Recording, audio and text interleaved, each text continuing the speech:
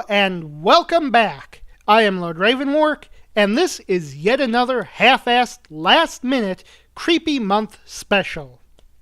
Anyways, what was that I said at the end of last year's Hello-ween special? Also, I'll be getting up more gaming videos before next Halloween, but, saying I'll see you next Friday doesn't exactly have the same ring to it. Yeah, sorry about that. At first I was busy, but then after a while it was like, I gotta go a whole year now and make a joke about it next Halloween. So, that's what I did. Don't know when I'll start doing gaming stuff again. Honestly, probably not anytime soon. I've got a capstone project that's eating up a lot of time, but I digress. This is October, and god damn it, I am gonna discuss something spooky before the month is over. Now, to preface my choice on what to discuss this year, I'd like to mention that I'm typically a fairly logically minded person. I'm an INTP on the Myers-Briggs Type Indicator, which is a kind of personality test that's not, associated with a cult.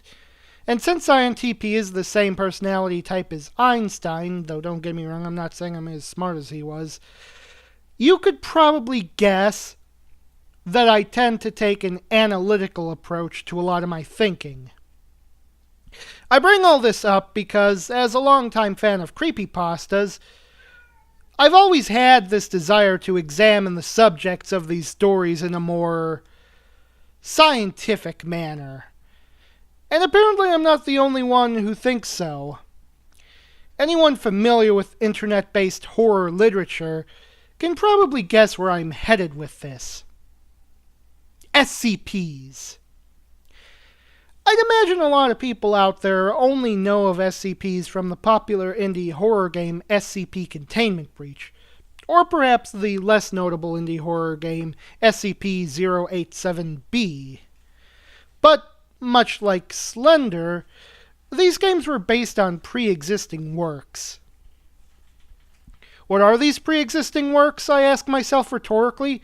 Well, simple. Me, the SCP community, is a large collaborative writing community that produces creepypasta-esque stories written from the perspective of an organization of scientists trying to understand and control the things that go bump in the night. To the uninitiated, the idea of trying to quantify the supernatural nature of something like Slender Man may seem counterproductive. A lot of the horror comes from the mystery surrounding the stories. Trying to figure everything out would just demystify them and make them less scary, but you have to realize that with limitations come a greater demand for creativity.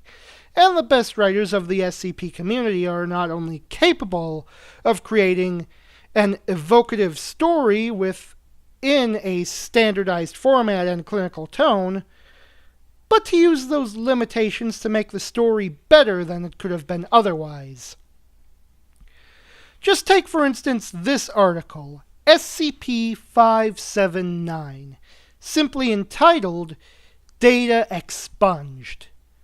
The article starts out with procedures on how to contain the article's subject, as most SCP articles do, but these containment procedures seem somewhat excessive, especially when you take into account the addenda. But then it goes on to the description, the part of the article typically dedicated to explaining what exactly the article is talking about. Here, the whole description is just redacted. Whatever the thing is, someone higher up than you decided it's too dangerous for you to even know what it is. So we have no idea what this thing is, just that the people trying to contain it seem to be terrified of it. And then you scroll down, and you see this. A list of all the attempts made to contain this mystery object. and how these attempts have led to numerous entire containment facilities being completely lost. And that's all we really know about this thing. And that's why it's so creepy. But this community has come a long way since its first installment was posted to 4chan's X-board in 2007. It is currently in its 5th series, and the term series in this context is used as a way to demark every 1,000 articles. Which is to say, there are literally thousands of these articles. And as such, they can vary widely in tone and content. There's even an entire library dedicated to joke SCPs. One last thing I wanted to mention is that there's this weird tendency for SCPs to be strikingly similar in nature to Doctor Who monsters. I mean, just take the very first SCP ever, SCP-173, the Sculpture. It only moves when no one is looking at it, and yeah, it's a weeping angel. Or take SCP-055, entitled Unknown, or also known as the Anti-Meme. An object that erases memories about itself from people's minds. And yeah, that's one of the silents. SCP-575, entitled Predatory Darkness. Do I even need to describe it? It's the Vashta Narada. SCP-167 is a box that's bigger on the inside. Yeah, you get the picture. One might think this is just a case of the SCP community ripping off Doctor Who, but in a lot of these cases, these SCP articles were around before the Doctor Who episodes introducing the equivalent monsters were aired. Unless the BBC is drawing inspiration from SCP, which I doubt, then this is really just a series of odd coincidences.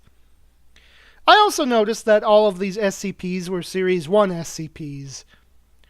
Not sure if that's relevant at all, just something I noticed. But I digress. I love SCP articles.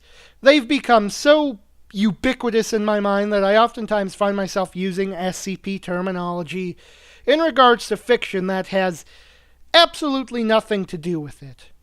But as much as I enjoy discussing stuff I love, I'm just about out of time for tonight. So, until next time, I am Lord Revonworc.